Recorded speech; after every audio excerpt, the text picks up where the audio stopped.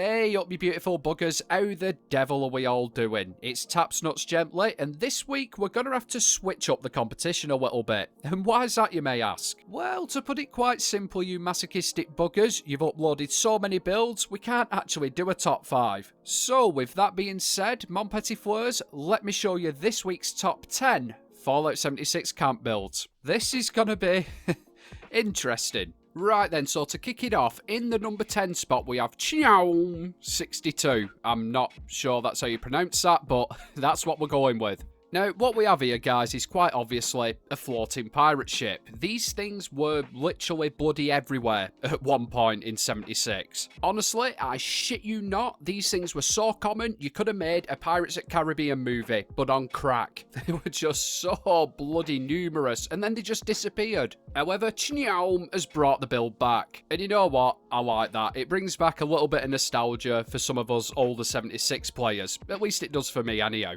I think my favourite bit of the ship itself is the masts and the rigging. There's obviously been a lot of time put into this. And of course, the actual structure itself, it's bloody huge, isn't it? I think my only criticism about it is the fact that it's still got stairs supporting the ship itself. Just a minor, observation. However, it would have been nice to see it as a full floating vessel. However, it's still a very cool build. I do like it. Please don't, take anything away from it because of that. Oh, and my friend, you've done a bloody good job with this, and thank you for bringing back a little bit of old school 76 for us. It was very nice to see. Cheers for entering this week, and congratulations on the number 10 spot. Now then, just before we go any further, I want to make you aware that your judge this week is Valkyrie 790 AD, and if that name sounds familiar to you, it's because he's appeared in other top 5 camp competitions. Speaking of which, I'll leave a floaty card in the top corner now if you want to go and check out any of the other videos. Anyhow, as I was saying before, guys, judging was not easy this week, so if you could head on over to his channel and show him some love,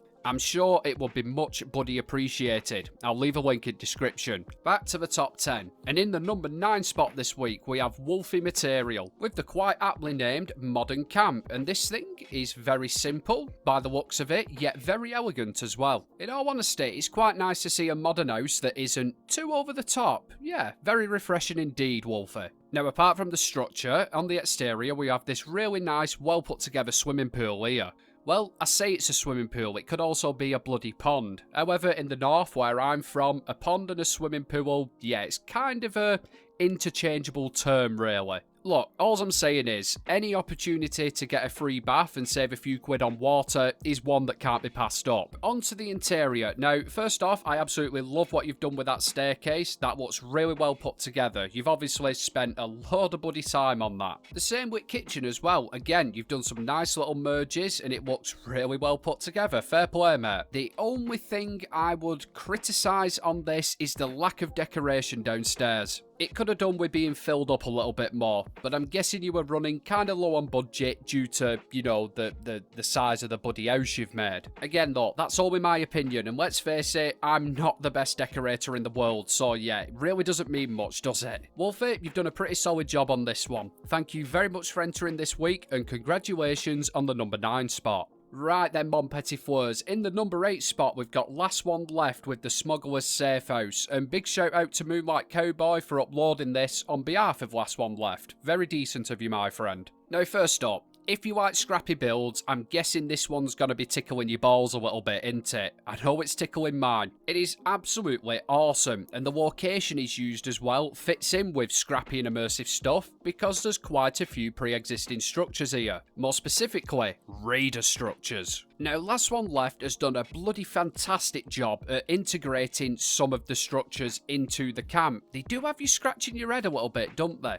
Like, if you had a quick glance at this, if you weren't looking for it, you wouldn't immediately tell what was built by him and what was already there. Do you know what I'm saying? Now, let's get on to interior. Personally, I think he's absolutely nailed it. There's junk literally sitting around everywhere, which is what we like to see in scrappy kind of builds. And obviously, guys, we've got a load of clever merges as well, which just adds to that, level of detail. I am properly impressed with this. There's nothing much more I can say, really. I mean, come on, just look at it. The results speak for themselves. Last One Left, thank you very much for entering this week. This is absolutely incredible work. A very nice, low-friendly and scrappy camp. Congratulations on the number 8 spot. Hats off to you, mate.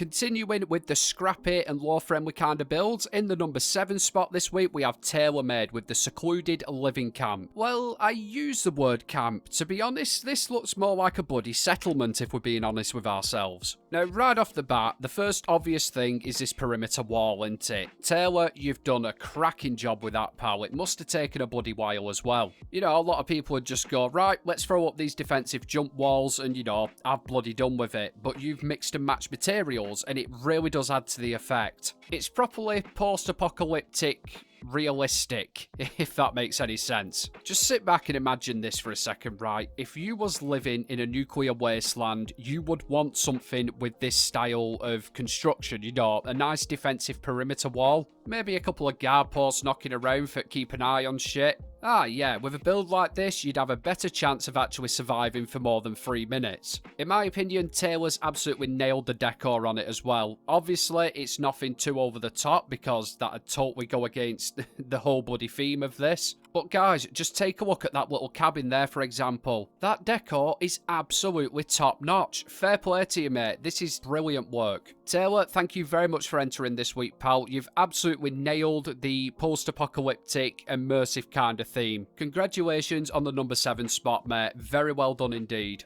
So coming in the number 6 spot, we have Vegas Freeze with the Under the Map Speakeasy. And I'm not going to lie, this actually looks quite familiar. Where have I actually seen that? Oh, I did a tutorial on something like this. Right, yeah, this is in the number 1 spot. It's 1. Nope, a guy's got to follow the judge's ruling. So let's take a closer look at this, shall we?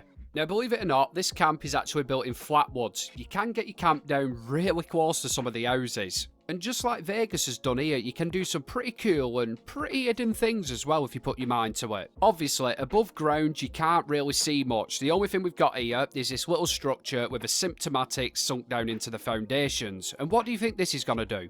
What's that you at the back? Yes, you are 100% correct. It will allow you to go underneath the map and build your camp. Simply lovely. What Vegas has elected to do with his build is make an underground speakeasy, and it looks buddy bob on. It does look like the kind of place you could mooch off to and have a sneaky beer, doesn't it? Hi, of course it does. You've done a top job with this one. Again, the interior decor matches the theme perfectly. And great work on actually nailing the build as well. From personal experience, I know it's not the easiest to get right, but you've managed it. And on top of that, you've made it your own as well. So yeah, fair play to you, mate. Vegas, thank you very much for entering this week, my friend, and congratulations on the number 6 spot. Very well deserved indeed. Right then, ladies and gentlemen, how are you lot enjoying the camp so far? Personally, as ever, I'm absolutely bloody loving them. I'm also loving seeing all the new entrants this week as well. Having some new faces in the competition is a very nice thing to see. I am guessing though, some of you in the comments are thinking, you know what, I could do better than that. My camp could be in the top 5, or, you know, top 10 in this situation. And yeah, that very well may be true. However, if I can't see them, then I don't know, do I? Fortunately, there is a way around this. If you have a look in the description of this video, you'll see a link to my Discord. Click on that and you'll see where you can submit your camps. It's that simple. There really is nothing to it. And who knows, if you do go ahead and submit your builds, you may be in next week's top 5. So come on, head on over to the Discord and show me what you can do. Anyhow, enough of next week's top 5, let's get back to this week's top 5, or top 10 I should say. And in the number 5 spot, we have Shameless Trouble with the Lighthouse build. And oh my days, guys, check out this stripy boy. You're not going to be missing that bugger, are you? Now, first things first, the thing we've got to take into account is it actually looks like a lighthouse, doesn't it? And that's no easy feat in Fallout. To put it simply, any building you're trying to replicate that isn't square, rectangular, or otherwise, you know, box-shaped, can actually be quite difficult due to the fact we don't have any, you know, circular bloody pieces to use, or even semicircular pieces. It would be nice, wouldn't it? Anyway, as a result of this shape deficit, building circular structures does require a little bit more jiggery-pokery and a little bit of bending of the game's building mechanics. You've got to put in a bit of legwork is what I'm trying to tell there. Now, I think Shameless has perfectly copied a lighthouse. As I said before, it looks like one, doesn't it? You know, there's nothing really much more that can be said for that. So Shameless, yeah, 10 out of 10 on the exterior from me, my friend.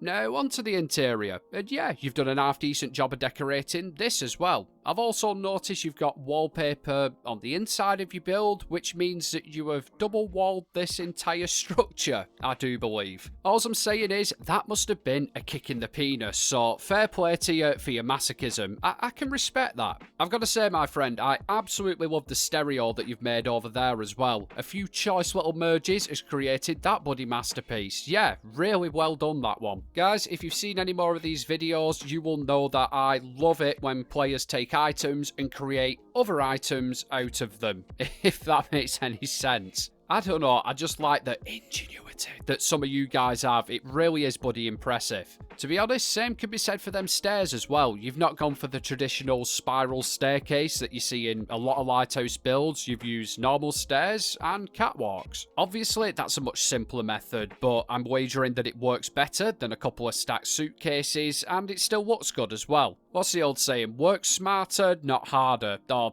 something like that. I don't bloody know. Shameless, I'm really impressed with this one, pal. Like I said, you've made it look like what you was aiming for, which can be quite tricky in this game sometimes. And yeah, overall, pal, really solid work on this one. Thank you very much for entering this week, and congratulations on the number 5 spot. Right then, in the number 4 spot this week, and I have no idea how this is in number 4, but we're just going to roll with it. It's Greengrass 28G with the Halskrim Scourger. I don't know. Now, I'm going to let you into a secret, guys. This was my favourite build of all of them submitted. I just love the sheer... I don't know, it's just cool as shit, innit? Now, believe it or not, Mon Petit Fleurs, this was actually built in adventure mode as well, so please somebody explain to me how the bloody hell that's possible. Like, seriously. I mean, for a kick-off, it's absolutely ginormous, so yeah, Christ knows how the budget has been stretched that far. It must have been bloody pushing it, let me tell you.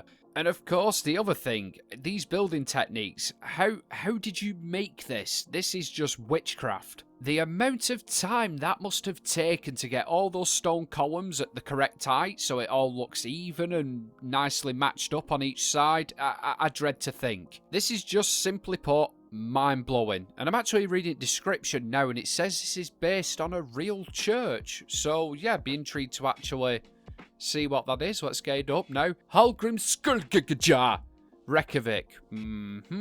Oh wow, Jesus, that's actually quite a accurate representation. Jesus Christ. Greengrass, this is absolutely bloody remarkable. You know what? Fair play to you. The exterior is, yeah, this is one of my favourite camps I've ever seen, and I mean that straight up. Let's just, you know, stop drooling at the exterior and take a look at the inside, shall we? Aye, I think that's for the best. Yeah, and it looks pretty much like you'd expect it to look like. A bloody church. But again, it's fantastically done. This whole build is just next level. I still don't understand how you've managed it in terms of budget and actually building the thing, but this has blown my mind. Easily, at the moment, my favourite build I've ever seen in 76. It looks incredible. It actually replicates what you wanted it to look like perfectly, and yeah, the amount of work it must have taken is bloody admirable. Greengrass, thank you very much for entering this week, my friend. Like I say, amazing. Still can't get over this bloody thing. Congratulations on the number 4 spot. Personally, if it were me, you'd be a number 1. I'm sorry, I shouldn't say that, but yeah, fair play, Mom. Right then, now I've, like, you know, composed myself and I've recovered from that mild orgasm, let's take a look at the number 3 spot. And this week, it's Steffi Ford with the Nuke House, and I actually do like the principle behind this. Let me explain what I think's going on here. And as ever, I'm probably wrong, so please let me know down in the comments if I am. To me, it looks like some form of pre-war house, you know, like where some rich buggers lived, and then, obviously, once the bombs have dropped, no one's looked after it, and this is the result. Kind of a Mother Nature reclamation thing going down. I must say, this thing's right up my street. Little interesting fact about TNG here, which isn't actually interesting at all. I used to love urban exploring, and you'd go out and you'd see these old buildings that have been abandoned for Christ knows how long, and seeing how nature was slowly taking back over them. It really was cool. It always fascinated me. Anyway, I'm off on a tangent, Anna. What I'm trying to say in short is I love this kind of Design theme. Yeah, that's it. I would have liked to have seen a little bit more decoration, but it's still a very decent job that you've done here. And guys, just take a look at that view there. Yeah, that's not one you can turn your nose up at, is it? All in all, Steffi, I think you've done a really nice job on this one. Like I said, could do with a little bit more decoration, but other than that, the exterior, the actual theme behind it, yeah. Thank you very much for entering this week, and congratulations on the number 3 spot. And I think this is your first submission as well, isn't it? Very, very well done indeed. You've bloody knocked it out the park with this one. Right then, so on to the number 2 spot, and this week it's Bella Boo with the Cityscape build. And this is a really cool and unusual theme. I have seen a few of these, but this one is very well executed indeed. It really is quite bloody substantial. When you take a proper look at it, there's quite a lot going on actually. There's several different structures, and yeah, let's take a proper look. Now, the first thing that struck me having a look at this was how much it actually looks like a street. You know, it's very, very well put together, very well designed. I'd even go as far to say that it looks like a movie set, if that makes any sense. You know what I mean, don't you? Aye, of course you do. The way that the buildings have been like layered as well, so obviously we've got the smaller ones at the front, the bigger ones at the back, makes it look a lot bigger than it actually is as well, and that's exactly what she said before any of you get me in comments. I can also appreciate how every single building you've made has a different design as well. You've not gone for the same style all the way through, and again, that does make it stand out.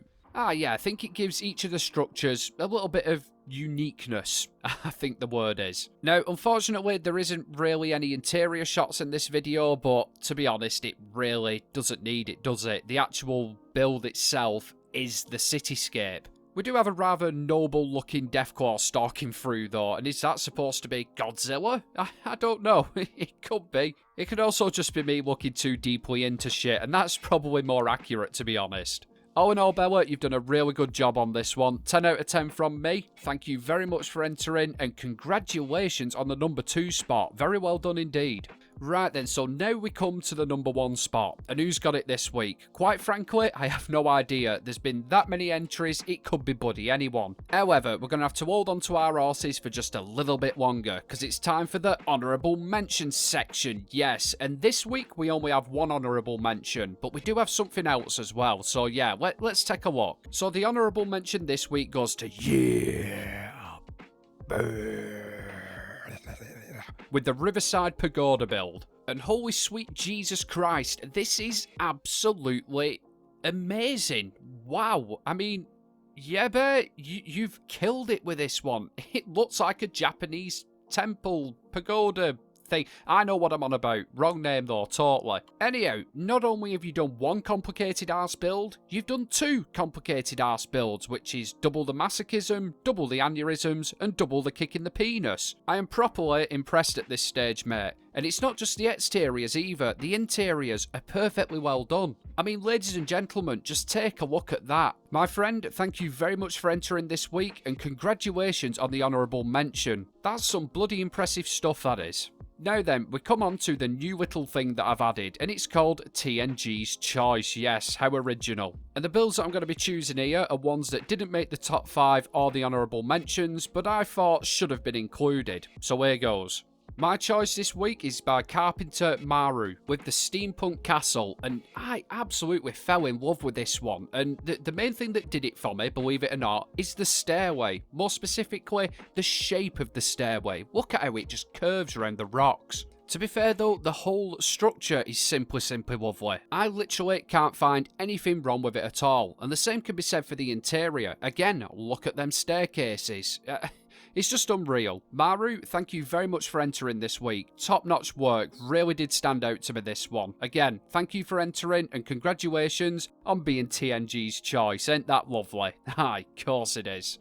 Right then, so now we get back to the top 10, and who's in number 1 this week? Well, I'm not going to keep you waiting for much longer. This week's winner is Giacomo with the Heights build, and this thing is really well done, and there's some pretty cool little features with it as well. Before all of that though, let's actually take a look at the backstory of this. Now, this is supposed to be a raider camp which is situated in an old abandoned monorail tower, and to access this gaff, the raiders have made themselves their own personal monorail, which is attached to yet another tower, which has functional elevators, so it's easy to get to, and yeah, provides a great defensive bonus because you're not on the floor getting attacked by all kinds of ferocious shit, are you? I must say, Jackamara, I love a good backstory behind a build, and that one is actually really well thought out. So, if we take a look at the exterior of this thing, it doesn't appear like there's much going on, does there, really? There's a couple of rickety stairs, a couple of guard posts, but nothing out of the ordinary. However, mon petit fleurs, if we go down said set of stairs here, we come to this door which leads us into a little storage room. And again, there doesn't actually appear to be much going on in here. Yeah, it's nicely decorated, but it's just a little storage room. What secrets could it hold? Well, if we go into the corner down here near these shelves, we can just see what I believe to be a stove sticking through the wall. And if we interact with it, of course, it's going to glitch us through into the interior of the monorail tower, where we are met with this. And wow, this is this is incredible. How have you fitted so much stuff into such a tiny space?